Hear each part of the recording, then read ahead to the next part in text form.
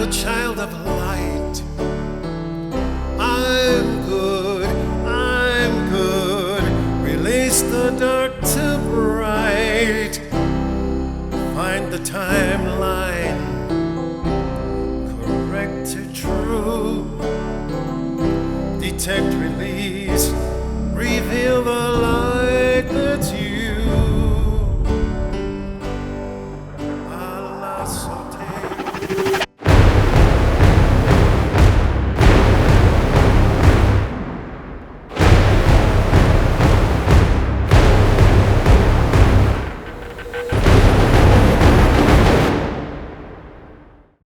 Welcome.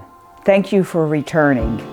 In our first episode, we explained the true nature of shame and guilt. Now, we have to learn how to detect it so that we can release it and eventually avoid it.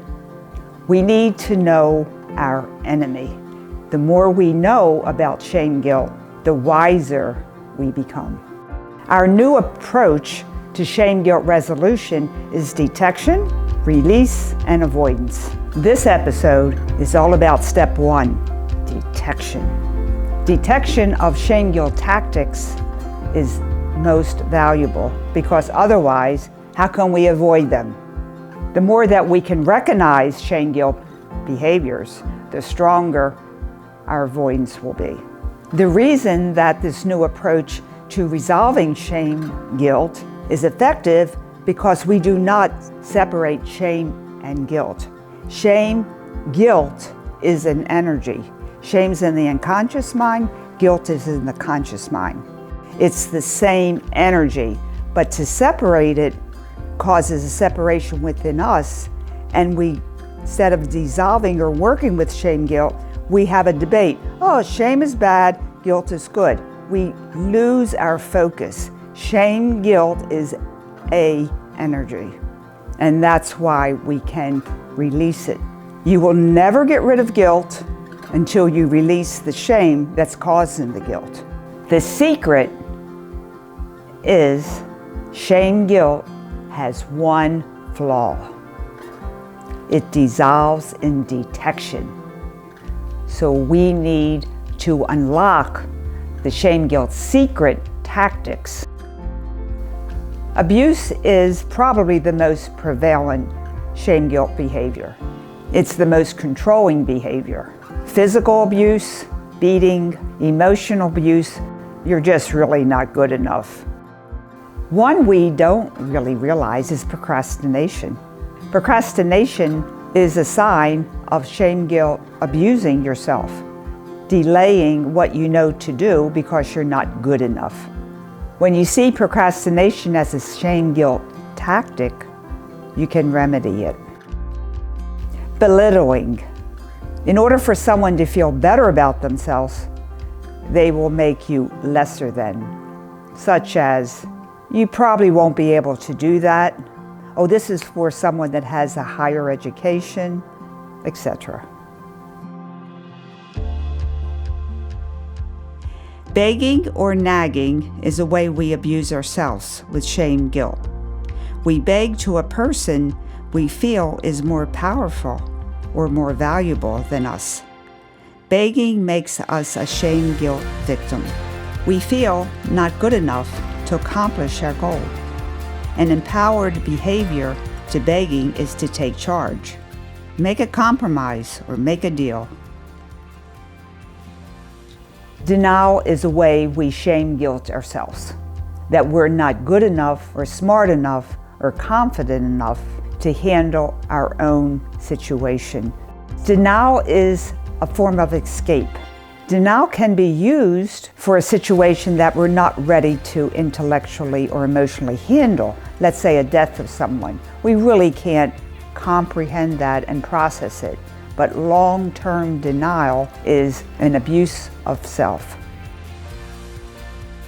Bullying yourself is very prevalent. You really should have had that finished yesterday and you took so long to do it. You didn't complete it completely. You're such a screw up. You should have done it better than you did. Of course you're not going to get the job. You didn't do it right. Sarcasm is a voice tone that is used for words that aren't specifically shame-guilt words, but our tone states a depreciative attitude. Oh, you really did a good job on that one. It's the tone of voice that says it all. Passive-aggressive is very insidious, and it uses sarcasm to make it very effective. As a mother, I would say to my kids, I guess you don't care about me since you don't even call me for the last 3 weeks. Alternatively, we could state that I would like to hear from you more frequently because I love you. Passive-aggressive behavior happens because we as a society aren't able to tell people the truth how we feel. We inadvertently transfer our hurt onto the person that we feel hurt by. Passive-aggressive can also be seen as we use it upon ourselves. It's called self-sabotage.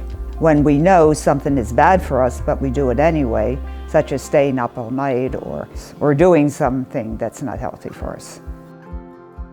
Emotional neglect is very prevalent and common amongst families, especially children and their parents.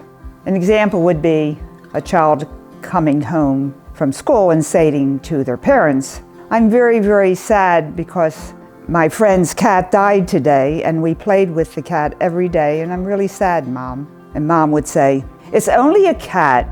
You gotta stop that, do your homework. I'm too busy cooking dinner. Now that can happen, but you could say, oh, I'm so sorry that happened, honey. But right now, maybe we can talk about it later tonight. But right now I gotta cook dinner, you have to do your homework. Another example of emotional neglect is when someone says, they lost a dear friend, they died last week. And the person that you're speaking to says, well, they're in a better place. They don't acknowledge that it is a grave loss and they're sad for you. Emotional neglect can be when you're not allowed or told not to express your feelings. See, the problem is, once you see and feel the shame guilt that's projected onto you, you can avoid it. However, if you do not, you take it on. And when you see it, after you've taken it on, you can release it, because shame guilt dissolves in detection. However, most of us, including myself, are not that savvy yet to avoid every shame guilt behavior. Therefore, when we do recognize the shame guilt that we have accepted along our lifetime, we can release it. Shame guilt has won over us most of our life. Why? Because it lives in secrecy, and secrecy makes us more and more afraid because we don't understand it. If you remember The Wizard of Oz, as Dorothy follows the yellow brick road in great anticipation of visiting the all-powerful Oz, she trembles. Toto draws the curtain back on The Wizard of Oz. Much to Dorothy's surprise, she sees a very short man, bald and gray. The jig was up. Shame guilt is just an energy, and when we see it, it dissolves. We know it's secret. We don't have to live with shame guilt. We do not have to live in fear. Fear is a double dose of shame. I came to learn that fear is essentially shame that has multiplied within us and locked into us.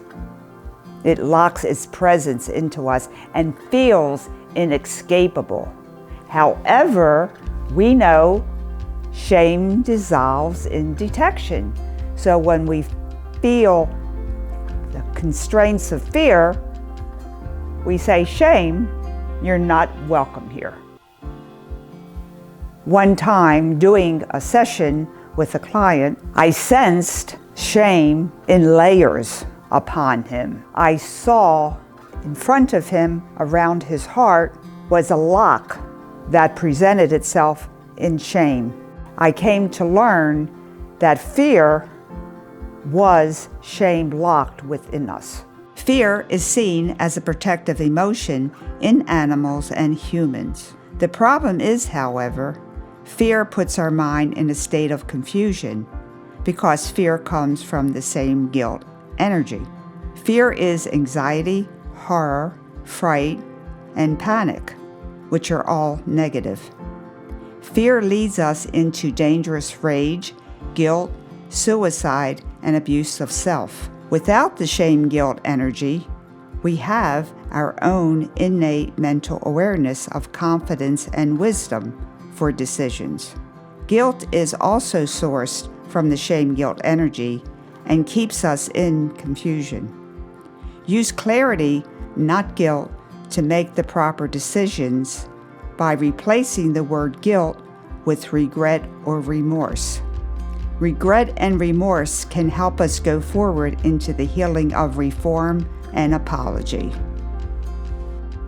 The exciting thing about our next episode, the next step would be to talk with our inner critic.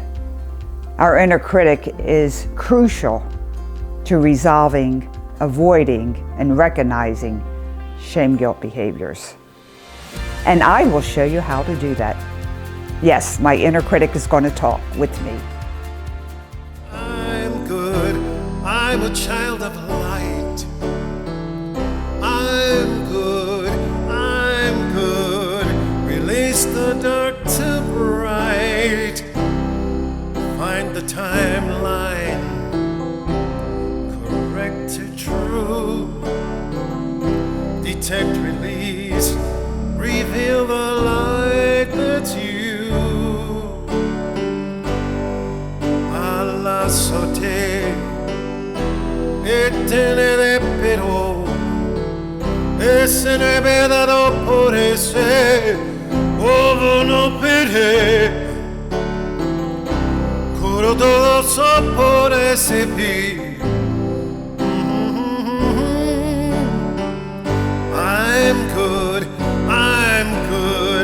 I'm a child of light. I'm good, release the dark to bright. Find a timeline, correct to true. Detect, release, reveal the light that's you.